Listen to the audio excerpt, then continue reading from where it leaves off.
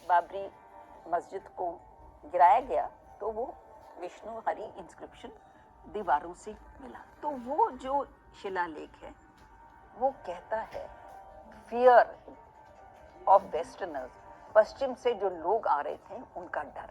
तो इससे हम अंदाजा लगा सकते हैं कि 10वीं शताब्दी का जो मंदिर था वो पहले कुछ आक्रमण कर जो आए थे उन्होंने तोड़ा होगा। लेकिन बहुत कम लोगों को ये पता होगा कि बाबर ने 3 मस्जिद बनवाई हैं प्रोमिनेंट मंदिरों को तोड़कर। सबसे इंटरेस्टिंग है दूसरी मस्जिद जो उन्होंने बनाई, और ये देखिए क्या सोच के बनाई। वो स्थान चूज किया संभल। हिंदू ट्रेडिशन के हिसाब से कल की अवतार संभल में प्रकट होंगे, मतलब जो अभी अवतार हुए भी नहीं है, जो होंगे। क्यों है? अधिकांश मस्जिद मंदिरों को तोड़कर उनके ऊपर बनी। एक विशेष विचारधारा थी जो ये करवा रही थी। अकबर ने सन 1600 में 6 बीघा जमीन हनुमान टीला को दी थी। 100 वर्ष के बाद ये जो अकबर ने ग्रांट दी थी उसको उस समय के मुगल बादशाह को रिन्यू करनी थी। तो वो जो लिखता है तो वो साइन करता है कि मैंने ये लिखा है इंपीरियल ऑर्डर, और मैं कहाँ से लिख रहा हूँ? राम के जन्म स्थान से। कोई ब्रिटिश जज नहीं था स्वतंत्रता से पहले जिसने ये नहीं माना कि मंदिर पार्टी का बहुत स्ट्रॉन्ग केस है। मुस्लिम समाज में एक वर्ग था, वो आपस में डिस्कस कर रहा था कि भाई स्थान की तो हमारे मजहब में कोई महत्व नहीं है, हम तो नमाज कहीं भी ऑफर कर सकते हैं, लेकिन हिंदूज के लिए ये स्थान बहुत महत्वपूर्ण है, तो क्यों ना हम उनको सौंप दें। तब लेफ्ट हिस्टोरियंस आए और उन्होंने कहा अरे क्या बात कर रहे हो, क्यों सौंप रहे हो, हमारे पास सबूत हैं, हम तुमको देंगे। इस समय वामपंथी इतिहासकार कुछ भी कहें, लेकिन 18वीं और 19वीं शताब्दी के समय से कोई भी ग्रंथ अरबिक, फारसी या उर्दू में नहीं लिखा गया जो कहता है कि बाबरी मस्जिद वेकेंट लैंड, खाली भूमि पे बनी थी। राम मंदिर जो अब बन रहा है ये 1000 साल बाद उत्तरी भारत में एक विशाल मंदिर बन रहा है, और कहीं हिंदुओं को स्थान ही नहीं मिला। ये बहुत कष्ट देता है। मथुरा का इतिहास, इसका लेख महमूद गजनवी के इतिहासकार कुतुबी ने लिखा है और बड़े विस्तार से लिखा है। जब हम मथुरा गए हम तो दंग रह गए। ये मंदिर ये कोई इंसान नहीं बना सकता, इतनी कारीगरी, ये तो भगवान नीचे आए और उन्होंने बनाए, वो दंग रह जाते। Kashi has been a very important site. Banaras Hindu University के एक प्रसिद्ध इतिहासकार थे A.S. अल्तिकर, तो काशी में ही रहते थे, और अल्तिकर ने बताया है कि इस मंदिर के नीचे एक और मंदिर था जो सिकंदर लोधी ने तोड़ा।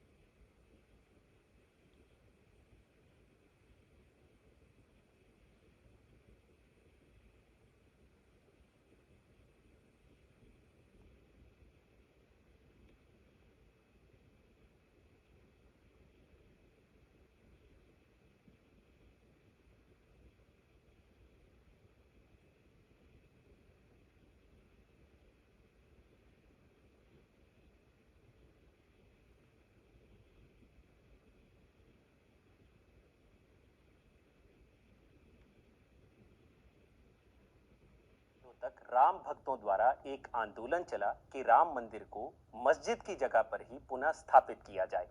लेकिन इस 500 सालों का एक पूरा इतिहास रहा है।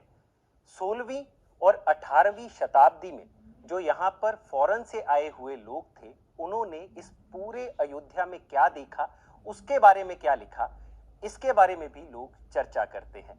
इसके अलावा बाबरी मस्जिद क्या वाकई बाबर ने तुड़वाई थी, और पुराने रिकॉर्ड्स में बाबरी मस्जिद का नाम क्या वाकई बाबरी था या कुछ और, ऐसे कई सवाल हैं जो पिछले 500 सालों के इतिहास में दफन है। इन्हीं सवालों को लेकर आज हम चर्चा करेंगे, और ये चर्चा हम करने जा रहे हैं फेमस हिस्टोरियन और पद्मश्री अवॉर्डी डॉक्टर मीनाक्षी जैन जी के साथ, जिन्होंने अयोध्या को लेकर कई किताबें भी लिखी हैं, जिनमें उनकी एक फेमस किताब है द बैटल फॉर रामा और flight of deities and rebirth of temples. नमस्कार मैम, हमें वक्त देने के लिए।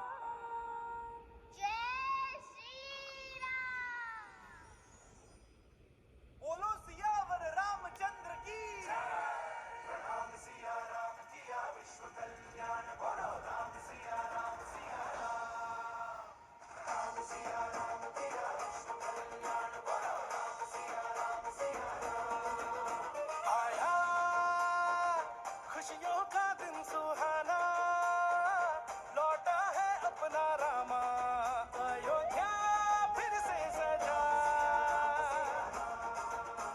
सुनो हो रहा है ये हल्ला, बैठेंगे राम लल्ला फिर वहाँ।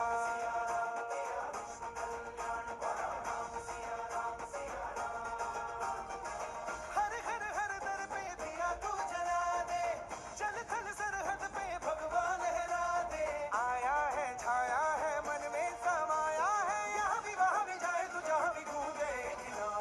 पल पल में युग युग में हर क्षण में राम, हर तन में हर मन में कण कण में राम। पल पल में युग युग में हर क्षण में राम, हर तन में हर मन में कण कण में राम। राम सिया राम तेरा विश्व कल्याण करो, राम सिया राम सिया राम। उससे पहले क्या हुआ, और क्या वाकई राम की जो लेगेसी है वो कब से चली आ रही है, इसके बारे में हम आपसे कुछ जानना। अंग्रेजी शासनकाल में एक फादर कैमिल बुल के होते थे। उन्होंने इकट्ठा करना शुरू किया कि कौन सी भाषाओं में रामायण की कहानी लिखी गई है, और 300 उन्होंने कलेक्ट किए। 300 ग्रंथों में 300 इलाकों में कहानी लिखी गई थी, और उन्होंने कहा ये कंप्लीट नहीं है, क्योंकि इतनी रामायण लिखी गई हैं कि उनका बोझ बहुत है।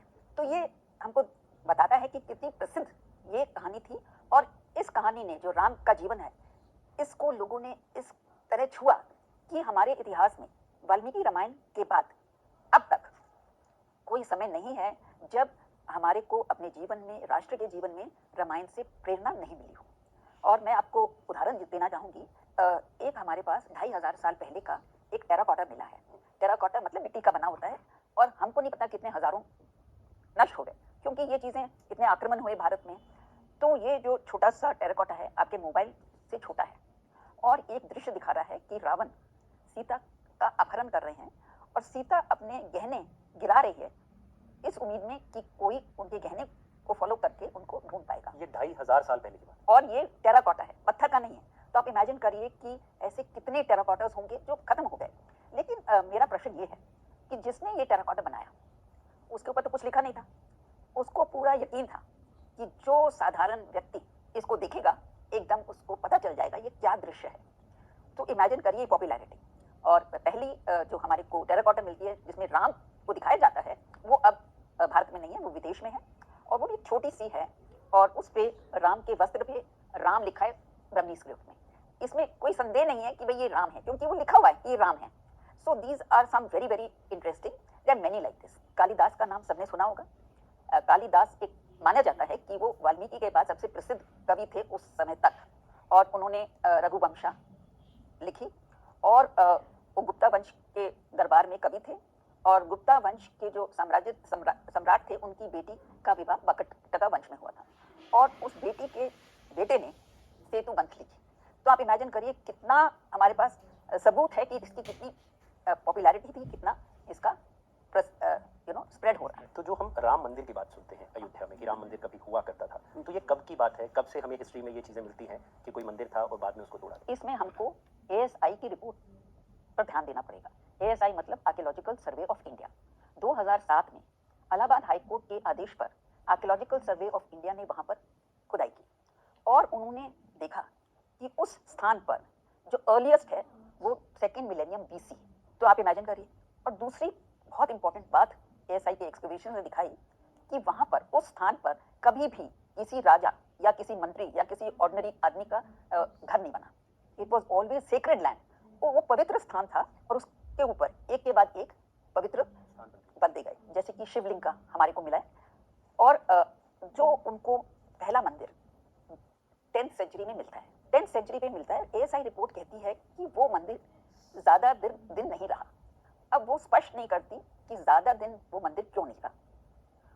उसके ऊपर 12वीं शताब्दी में गढ़वाला वंश के जो फ्यूडेटरी थे उन्होंने विशाल मंदिर बनाया, जिसको बाबर ने 16वीं शताब्दी में गिराया। अब ये जो 12th सेंचुरी में जो मंदिर बना, गढ़वाल वंश के फ्यूडेटरी ने बनाया, उसका जो सारा इतिहास है, एक शिलालेख है जो जब मस्जिद गिरी 1992 में, जब बाबरी मस्जिद को गिराया गया, तो वो विष्णु हरि इंस्क्रिप्शन दीवारों से मिला। तो क्योंकि वो दीवारों में गड़ गया था तो इसलिए उसमें सब कुछ स्पष्ट दिख रहा था, लेकिन जब वो गिरा तो उसके 2 हिस्से हो गए, कुछ अक्षर खो गए, लेकिन उससे कोई प्रॉब्लम नहीं थी, हम आराम से उसको पढ़ सकते थे। अब इलाहाबाद हाई कोर्ट ने एएसआई को कहा इस इंस्क्रिप्शन शिलालेख को पढ़वाइए और इसकी हमारे को ट्रांसलेशन पेश कीजिए।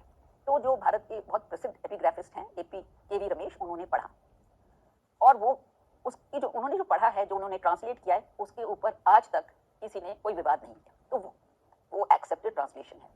अब मैं उस इंस्क्रिप्शन के बारे में क्यों बात कर रही हूँ इस समय, क्योंकि आपने कहा इतिहास, मंदिर का इतिहास।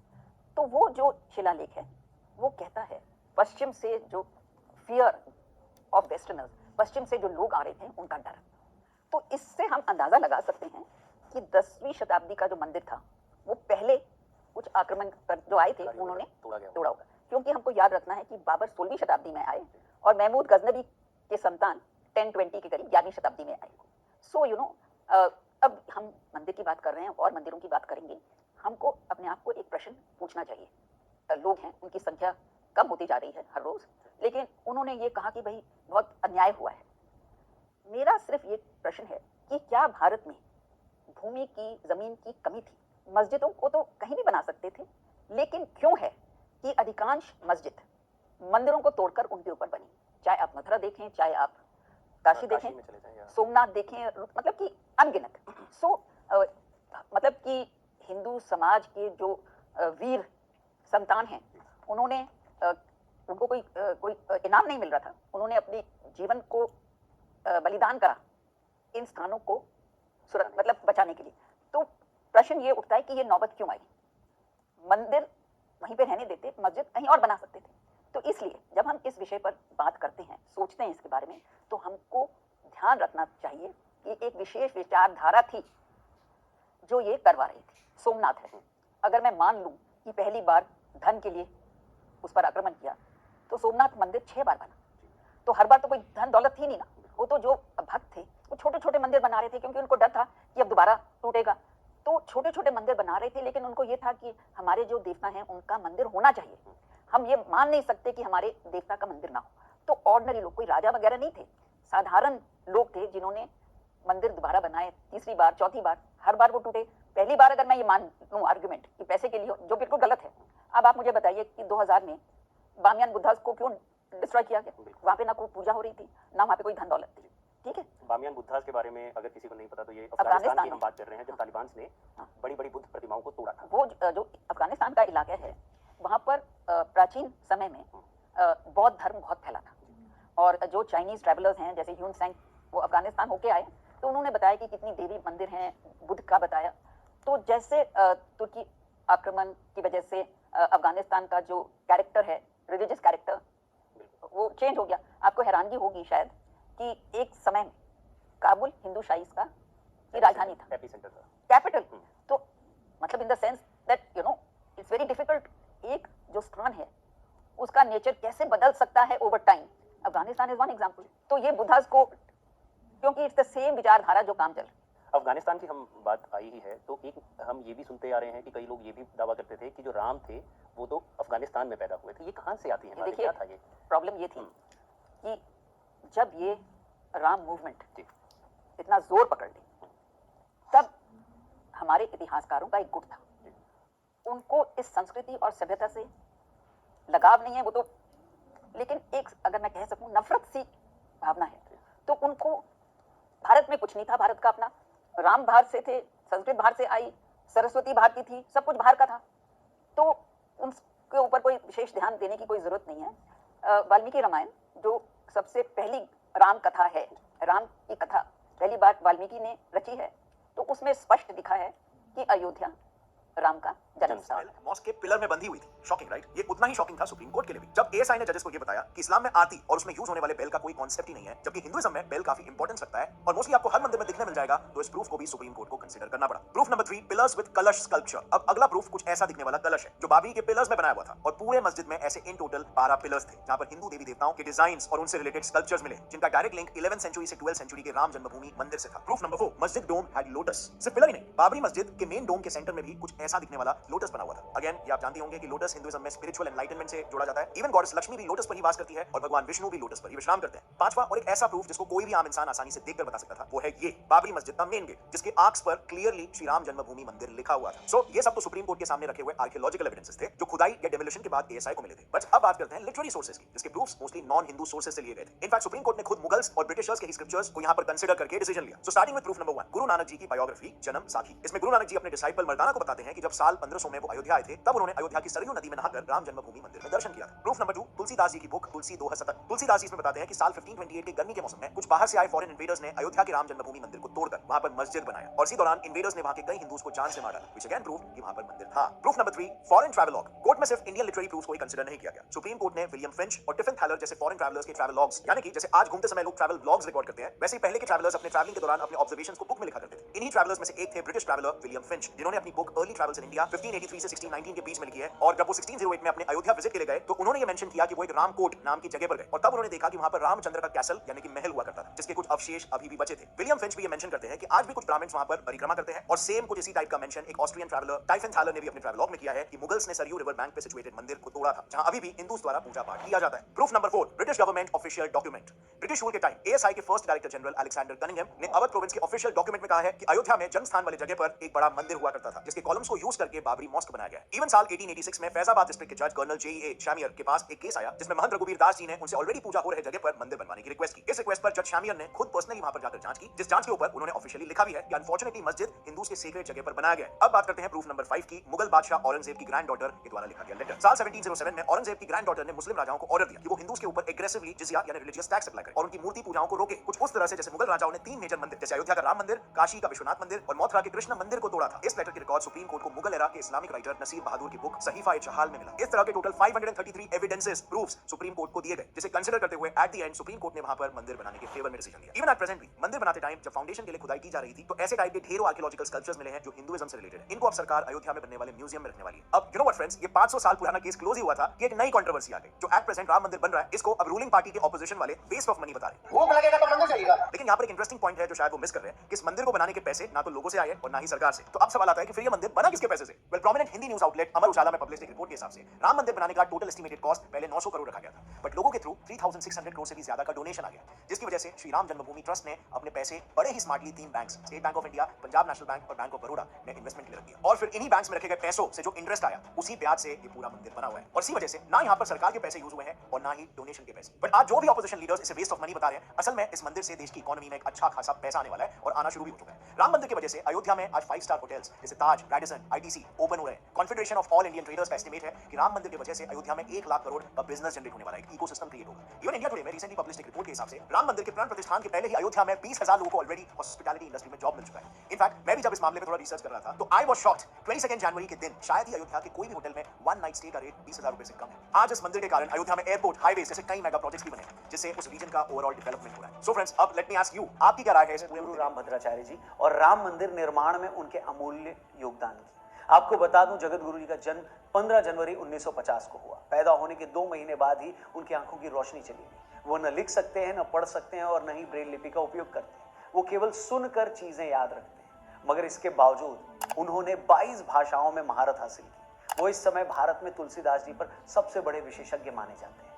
अब सुनिए, सुप्रीम कोर्ट में जब अयोध्या विवाद पर बहस चल रही थी और दूसरा पक्ष ये साबित करने में लगा था कि भगवान श्री राम का तो कोई वजूद था ही नहीं, उनकी पूजा तो सिर्फ 300 साल पहले शुरू हुई और भगवान श्री राम का अयोध्या से कोई नाता था भी या नहीं ये भी तय नहीं है। ऐसे में जगत गुरु जी की एक गवाही ने केस का पूरा रुख मोड़ दिया। उन्होंने सुप्रीम कोर्ट में वेद पुराण के साथ रामलला के पक्ष में गवाही दी। उन्होंने ऋग्वेद की जैमिनीय संहिता से उदाहरण देकर यह बताया कि सरयू नदी से भगवान राम के जन्मस्थल की दिशा और दूरी क्या थी। इसके बाद कोर्ट के आदेश के बाद जैमिनीय संहिता मंगवाई गई, जिसमें जगत गुरु रामभद्राचार्य जी द्वारा बताए गए अध्यायों को खोलकर जब देखा गया तो उनका दिया ब्यौरा एकदम सही था। यहां तक कि जहां जन्मभूमि बताई गई है वहीं पर विवादित ढांचा मिला। जगत गुरु की इस एक गवाही ने पूरे फैसले का रुख मोड़ दिया। यहां तक कि एक जज ने तो ये तक कह दिया, उन्हें कहना पड़ा कि आज मैंने भारतीय प्रज्ञा का चमत्कार देखा है। जो आदमी आंखों से देख नहीं सकता वो वेदों और शास्त्रों के विशाल वाक्यांश से एग्जाम्पल पेश कर रहा है। ये वाकई कमाल है।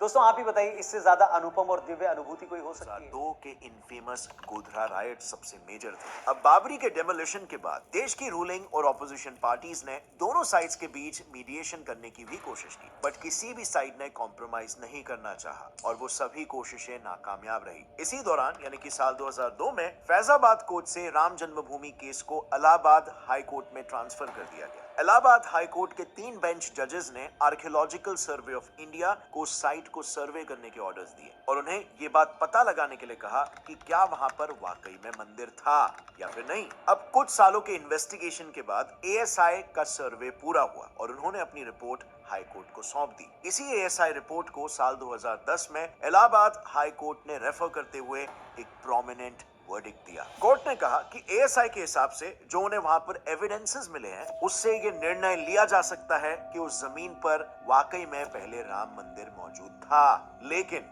ये मुद्दा यहाँ पर भी कोर्ट के डिसीजन के बाद खत्म नहीं हुआ, अभी तो बल्कि शुरुआत थी। इलाहाबाद हाई कोर्ट ने ये फैसला लिया कि उस लैंड को 3 पार्ट्स में डिवाइड करेंगे। जैसे आप इस मैप में देख सकते हो, पहला लैंड पार्ट जहां पर भगवान राम की मूर्ति थी उसे राम लल्ला विराजमान को दिया गया। दूसरा भाग यानी कि सीता रसोई, भंडारा और राम चबूतरा को निर्मोही अखाड़ा को दिया गया और बची सारी जमीन सुन्नी वक्फ बोर्ड को दे दी गई। बट एक बार फिर से कोई भी साइड हाई कोर्ट के ऑर्डर्स से खुश नहीं था और इसीलिए इस बार सारे पार्टीज ने directly supreme court of India में ही अपील कर दी और इसी मुकाम पर राम जन्मभूमि के पूरे इतिहास में पहली बार सुप्रीम कोर्ट की एंट्री होती है। सुप्रीम कोर्ट के पास अपील जाते ही सबसे पहले तो उन्होंने इलाहाबाद हाई कोर्ट के वर्डिक्ट को होल्ड पर डाल दिया, बट कई सालों तक इस केस में कोई सुनवाई नहीं। लेकिन फिर उसके बाद 2016 में एंट्री हुई देश के एक प्रोमिनेंट लॉयर सुब्रमण्यन स्वामी जी की। इन्होंने भी सुप्रीम कोर्ट में राम मंदिर के लिए केस फाइल कर दिया और इनके केस फाइल करते ही बस एक ही साल में सुप्रीम कोर्ट में 32 नए अपील्स फाइल हुए। इस प्रेशर की वजह से सुप्रीम कोर्ट ने कहा कि राम जन्मभूमि केस पर डेफिनेटली 2019 से सुनवाई शुरू होगी और एक ही साल बाद फाइनली वो दिन आ गया। 8 जनवरी 2019 को सुप्रीम कोर्ट ने इस केस की सुनवाई के लिए 5 जजेस की बेंच को अपॉइंट किया। ये जजमेंट हिस्टोरिक होने वाला था क्योंकि ना सिर्फ एक 500 साल पुरानी केस सॉल्व होने वाली थी, बट सुप्रीम कोर्ट ने इस केस को सॉल्व करने के लिए एक unique strategy moulding relief principle का इस्तेमाल किया। मोल्डिंग रिलीफ में बेसिकली कोर्ट्स दोनों पार्टीज से पूछती है कि उन्हें एग्जैक्टली क्या मिलने पर वो मानेंगे कि हाँ उन्हें जस्टिस मिला। इस केस में भी सेम हुआ। सुप्रीम कोर्ट ने दोनों साइड्स को पूछा कि क्या मिलने पर वो इस मुद्दे को यहीं पर खत्म कर देंगे। इस पे दोनों साइड्स ने अपने अपने डिमांड सबमिट किए, जिसके बाद सुप्रीम कोर्ट ने ये कह दिया कि वो अब से ठीक 40 दिनों में यानी कि 14 अक्टूबर को इस 500 सालों से चल रहे केस का फाइनल वर्डिक्ट दे देंगे। अब आई नो आप सोच रहे होंगे कि आखिर वो ऐसे कौन से प्रूफ्स थे जिनकी वजह से ये 500 साल पुराना केस सिर्फ 40 दिनों में ही खत्म हो गया। वेल, ये प्रूफ्स अपेरेंटली इतने स्ट्रॉन्ग थे कि जजेस को भी अपना जजमेंट राम मंदिर के फेवर में ही देना पड़ा। अब इन प्रूफ्स को अच्छे से समझने के लिए ना हमने सुप्रीम कोर्ट के 1045 पेजेस वाले अयोध्या वर्डिक्ट का कंप्लीट डीप एनालिसिस किया, जिसके बाद हमें यह पता चला कि अयोध्या केस जीतने में एएसआई द्वारा प्रोड्यूस किए हुए एविडेंसेस का मेजर रोल था। फर्स्ट कैटेगरी एक्सकेवेशन और सेकंड कैटेगरी लिटरेरी सोर्सेस। अब सबसे पहले बात करते हैं एक्सकेवेशन की, जिसके 5 मेजर प्रूफ्स को सुप्रीम कोर्ट ने अयोध्या वर्डिक्ट के लिए प्रोमिनेंटली कंसीडर किया। Proof number 1, Vishnu Hari inscription. यह है विष्णु हरि इंस्क्रिप्शन स्टोन। जो एएसआई को बाबरी मस्जिद के निचले ढांचे से मिला था। इस इंस्क्रिप्शन स्टोन में टोटल 20 लाइंस में हिंदू वर्सेस लिखे हुए थे। जब एएसआई ने इसकी रीडिंग की तो इस इंस्क्रिप्शन के 19th लाइन में ये क्लियरली मेंशन था कि ये मंदिर है उस राजा का जिसने 10 सिर वाले राक्षस को मारा था। अब आई नो ये किसी को एक्सप्लेन करने की जरूरत नहीं है कि वो 10 सिरों वाला राक्षस कौन था और उसे मारने वाला राजा कौन था, और इसीलिए सुप्रीम कोर्ट ने इस प्रूफ को प्रोमिनेंटली कंसीडर किया। दोस्तों तारीख थी 30, महीना था नवंबर और साल था 1858 यानी आज से ठीक 165 साल पहले की बात है। अवध के थानेदार शीतल दुबे को बाबरी मस्जिद के एक अधिकारी से शिकायत मिलती है कि 25 निरंकारी सिख जबरन मस्जिद में घुस गए हैं। न सिर्फ वो मस्जिद में दाखिल हो गए हैं बल्कि वो वहां हवन पाठ भी कर रहे हैं, और तो और उन्होंने मस्जिद की दीवारों पर राम का नाम भी लिख दिया है। दोस्तों मस्जिद में घुसकर हवन करने वाले उन निहंग सिख का नाम था बाबा फकीर सिंह खालसा। राम जन्मभूमि की लड़ाई में लगे लगभग हर एक इंसान का यह मानना है कि अगर 165 सालों की कानूनी लड़ाई के बाद आज ये मंदिर बन पा रहा है तो उसमें एक अहम योगदान बाबा फकीर सिंह जी का और उनके साथ उस रोज विवादित ढांचे में घुसे उन 24 निहंग सिखों का है, क्योंकि उन लोगों के इस कदम ने पहली बार विवाद को पुलिस में दर्ज करवाया। ये उन 25 निहंग सिखों की दिलेरी थी जिन्होंने ऐसे वक्त ये बहादुरी दिखाई जब न तो देश आजाद था, न हमारी कोई सरकार थी, न पुलिस पर हमारा राज था, और ये वो वक्त था जब पहली क्रांति को खत्म हुए बस 1 साल ही गुजरा था। यानी उन 25 वीर सिखों ने ऐसी हिम्मत दिखाई कि उसके बाद न जाने कितने लोगों ने उनके रास्ते पर चलते हुए वो कर दिखाया जो 500 सालों से नहीं हुआ था। और आज अयोध्या में जब भव्य राम मंदिर की प्राण प्रतिष्ठा हो रही है तो फकीर सिंह जी की 8वीं पीढ़ी के वंशज जत्थेदार बाबा हरजीत सिंह रसूलपुर सामने आए हैं। इन लोगों को उस बात का फक्र है कि जो लड़ाई उनके पुरखों ने शुरू की थी आखिरकार वो किसी अंजाम तक पहुंच रही है, और इसी खुशी में ये लोग 22 जनवरी को अयोध्या में लंगर लगाने वाले हैं। वो हमारे जो बुजुर्ग थे जथेदार बाबा फकीर सिंह जी खालसा निहंग सिंह रसूल पर, मैं उनकी जो विरासत में उनकी पीढ़ी में 8वीं पीढ़ी में उनकी गद्दी पे हूँ। सो उसकी खुशी में हम वहाँ पे अयोध्या में लंगर लगाने जा रहे हैं। दोस्तों कमाल की बात है, आज एक तरफ खालिस्तानी आतंकी लोमड़ी की शक्ल वाला गुरपतवंत सिंह पन्नू ऐसे लोग सिखों और हिंदुओं के बीच दरार डालने की कोशिश कर रहे हैं, धर्म के नाम पर पंजाब को भारत से तोड़ने की बात कर रहे हैं, सिखों और हिंदुओं के सदियों पुराने रिश्ते पर मिट्टी डालने की साजिश रच रहे हैं। वहीं हरजीत सिंह जैसे लाखों सिक्खी और प्रभु राम के बीच रिश्ते की उस पवित्रता को समझ रहे हैं। बाबा फकीर सिंह खालसा जी और उनके साथियों ने आज से 165 साल पहले जो किया उसके लिए हम उन्हें और उनके साथ गए बाकी निहंग सिख भाइयों को नमन रहे। दिवंगत अशोक सिंघल जी। अशोक सिंघल जी वो शख्स थे जिन्होंने सबसे पहले 1984 में श्री राम जानकी रथ यात्रा की शुरुआत की। वे अशोक सिंघल जी ही थे जिन्होंने राम आंदोलन से महिलाओं और युवाओं को जोड़ने के लिए विश्व हिंदू परिषद से दुर्गा वाहिनी और बजरंग दल जैसे 2 अलग संगठन बनाए। वो अशोक सिंघल जी ही थे जो 1989 में राम नाम की पहली ईंट सिर पर लेकर अयोध्या के लिए निकले थे। वो अशोक सिंघल जी ही थे जो भारी पुलिस बल को चकमा देकर 1990 में भेष बदलकर अयोध्या पहुंचे थे। 70 के दशक में संघ से जुड़ने के बाद विश्व हिंदू परिषद के गठन से लेकर 2015 में अपनी मृत्यु तक अशोक सिंघल जी ने अपना पूरा जीवन, अपनी पूरी लाइफ सिर्फ और सिर्फ राम मंदिर के सपने को साकार करने में लगा दिया। वो आज हमारे बीच नहीं है, मगर वो जहां कहीं भी होंगे अपने सपने के साकार होने पर बेहद खुश होंगे। राम मंदिर का निर्माण उनके जीवन का सबसे महत्वपूर्ण लक्ष्य था, और उसके लिए उन्होंने जो संघर्ष किया उसके लिए वो हमेशा याद रखे जाएंगे।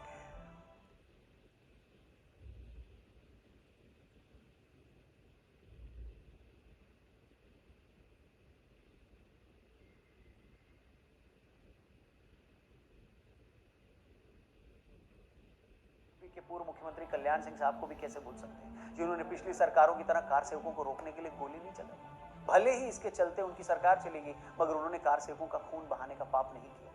उसी तरह रामायण जैसे धारावाहिक के जरिए हमारी पीढ़ी को भगवान श्री राम के चरित्र और उनकी महिमा से वाकिफ कराने का जो काम रामानंद सागर जी ने और उस सीरियल के किरदारों ने किया, उसके लिए भी ये देश उनका आभारी है। 40 के दशक में फैजाबाद के जिलाधिकारी रहे के नायर साहब का नाम भी मैं यहाँ लेना चाहूंगा, जिन्होंने उस वक्त के प्रधानमंत्री जवाहरलाल नेहरू जी के भारी दबाव के बावजूद विवादित ढांचे में अवतरित हुई भगवान श्री राम जी की मूर्ति को हटाने से मना कर दिया था। उन्होंने क्लियरली बोला कि ऐसा करने से लोगों की भावनाएं आहत होंगी, आप कहें तो मैं इस्तीफा दे देता हूं, लेकिन मैं ऐसा नहीं करूंगा। दोस्तों, क्या आप इमेजिन भी कर सकते हैं कि सिर्फ लोगों की भावनाओं का सम्मान करते हुए एक जिला अधिकारी देश के प्रधानमंत्री से उलझ जाएगा? मगर नायर साहब ने उस वक्त ऐसा ही जज्बा दिखाया और वो किसी के आगे झुके नहीं। और आखिर में एक जिक्र इतिहासकार पीवी लाल साहब और के मोहम्मद साहब का भी बनता है। हमें ये मानना ही पड़ेगा कि जब भी अदालतों में किसी मामले पर कोई फैसला लिया जाता है या अदालत फैसला लेती है तो आखिर में वो सबूत ही देखती है। विवादित ढांचे की जगह पहले वहां मंदिर था, इस बात के सबूत तो बीबी लाल साहब और के मोहम्मद साहब के आर्कियोलॉजिकल रिसर्च से ही सामने आए। उन्हीं के सर्वे से यह साबित किया जा सका कि जिस जगह विवादित ढांचा था वहां कभी प्रभु श्री राम का मंदिर था। दोस्तों, मैं जानता हूं इतने लोगों को शामिल करने के बावजूद अब भी बहुत से नाम छूट गए। बेशक इसमें हमारी मौजूदा केंद्र सरकार और यूपी सरकार के मुखिया का नाम भी शामिल है, क्योंकि आखिरकार उन्हीं के पीएम और सीएम रहते तो इन मामलों में तेजी आई, अदालती फैसले आए और आखिरकार उन्हीं के सत्ता में रहते भव्य राम मंदिर की प्राण प्रतिष्ठा भी हो रही है। बेशक उनको भी बराबर का श्रेय जाएगा। और यहाँ ये भी अंडरलाइन कर दूं दोस्तों कि ये अवसर इतना बड़ा है, ये खुशी इतनी बड़ी है, ये अनुभूति इतनी दिव्य है कि हर इंसान जिसने इस सपने को साकार करने में मदद की है, हमें उसे श्रेय देना ही चाहिए। इस बात की रत्ती भर परवाह मत करिए कि दूसरा खेमा क्या कहेगा, लोग क्या कहेंगे। भैया, जो लोग खुद मंदिर का न्योता ठुकरा कर बैठे हैं वो किसके लिए क्या कहते हैं, इसकी परवाह किसे है, बताइए। जो लोग कभी चाहते ही नहीं थे कि ये मंदिर बने, उनसे सर्टिफिकेट मांग भी कौन रहा है। लोग देखिए, हमें लगता है ये मौका ऐतिहासिक है, ये काम ऐतिहासिक है, इसलिए हर उस आदमी को इसका क्रेडिट हम देंगे जिसने ये इतिहास रचा है या इसमें मदद की। मर्यादा की मूरत राम, फूल पुरुष की सूरत राम, व्याकुल चिंतित मेरे हृदय का एकमात्र वही विश्राम। चलने वाला केस, जो केस पिछले 500 सालों से चल रहा है, क्या आप जानते हो पिछले सिर्फ 40 दिनों में ये केस सॉल्व हो गया कुछ एविडेंसेस के बेसिस पर। आखिर कौन से एविडेंसेस थे वो, जिन्हें कोर्ट में जैसे ही प्रेजेंट किया गया, सिर्फ 40 दिनों के अंदर ये ऐतिहासिक और कंट्रोवर्शियल केस हमेशा के लिए सॉल्व हो गया। गुरु रामभद्राचार्य। अगर दोस्तों मैं ये कहूं कि जगत गुरु रामभद्राचार्य जी मौजूदा भारत के सबसे विद्वान शख्स हैं तो शायद ये गलत नहीं होगा। अगर मैं ये कहूं कि वो इकलौते ऐसे शख्स हैं जिनकी एक गवाही से पूरे के पूरे अयोध्या विवाद की गुत्थी सुलझ गई तो भी गलत नहीं होगा। अगर मैं ये भी कह दूं कि अयोध्या को लेकर 150 साल से ज्यादा वक्त से चला आ रहा कानूनी विवाद सिर्फ उनकी वजह से सुलझ पाया तो ये भी अतिशयोक्ति नहीं होगी। यकीन मानिए दोस्तों, जब मैं आपको उनकी कहानी बताऊंगा तो आपके पूरे बदन में सिरहन दौड़ जाएगी, आपके रोंगटे खड़े हो जाएंगे। इससे पहले मैं इतिहास के उन पन्नों को पलटूं और उस पर अपनी राय प्रभु श्री राम के सेवक और भक्त हनुमान जी से करने लगे, वो तस्वीर थी 95 साल के पराशरन जी की। जी हाँ, के पराशरन जी वो शख्स थे जिन्होंने अदालत में हिंदू पक्ष की तरफ से केस लड़ा। देखिए, इसमें किसी को डाउट नहीं है कि के पराशरन जी मौजूदा भारत के सबसे सम्मानित जीवित शख्स हैं। के पराशरन जी भारतीय शास्त्रों के महान ज्ञाता है। वो 2 बार भारत के अटॉर्नी जनरल रह चुके हैं। सुप्रीम कोर्ट में जब वो रामलला का केस लड़ रहे थे उस वक्त उनकी उम्र 92 साल थी और उन्होंने तब जजों से कहा था कि मैं अपने जीते जी इस केस का निपटारा चाहता हूँ। उनकी विद्वता, उनके ज्ञान, उनकी तर्क शक्ति और शास्त्रों को लेकर उनकी जो अद्भुत जानकारी थी, विपक्षी पक्ष की एक एक दलील को उसने खारिज कर दिया। ये पराशर जी का ही देन है, इतनी ऐसे सूक्ष्म विचारों से और ऐसे प्रमाणों को कोर्ट के सामने प्रस्तुत किए कि कोर्ट को मजबूरन रामलला के पक्ष में और ये आदेश देना पड़ा। कानून के जानकार ये मानते हैं कि अगर अदालत में हिंदू पक्ष की तरफ से ये लड़ाई जीती गई तो उसमें बहुत बड़ा रोल के पराशरन जी का भी है। के पराशरन जी शायद देश के इकलौते शख्स होंगे जो इंदिरा गांधी जी से लेकर मौजूदा सरकार तक सबके प्रिय रहे हैं, मगर उन्होंने हमेशा अपनी शर्तों पर काम किया। अगस्त 2000 कोठारी बंधुओं के दोस्त राजेश अग्रवाल जी अपनी किताब में लिखते हैं, बताते हैं कि 22 अक्टूबर की रात शरद कोठारी और उनके भाई राम कुमार कोठारी कोलकाता से बनारस आए थे। उस वक्त सरकार ने लोगों को अयोध्या जाने से रोकने के लिए ट्रेनें और बसें बंद कर रखी थी। इसके बाद दोनों भाई टैक्सी पकड़कर आजमगढ़ के पास फूलपुर तक आए। वहां से आगे सड़क जब उन्हें बंद मिली तो वे लोग 200 किलोमीटर पैदल ही निकल पड़े। 30 अक्टूबर को कार सेवकों की भीड़ ने जब विवादित ढांचे पर धावा बोला तो ढांचे की छत पर जाकर झंडा फहराने वाले ये दोनों भाई ही थे। 30 अक्टूबर को गुंबद पर झंडा फहराने के बाद शरद और रामकुमार 2 नवंबर को विनय कटियार जी के नेतृत्व में दिगंबर अखाड़े की तरफ से हनुमानगढ़ी की तरफ चल दी। जब पुलिस ने गोली चलाई तो दोनों पीछे हटकर लाल कोठी वाली गली के घर में छिप गए।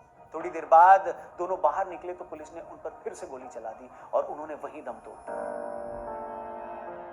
जिस वक्त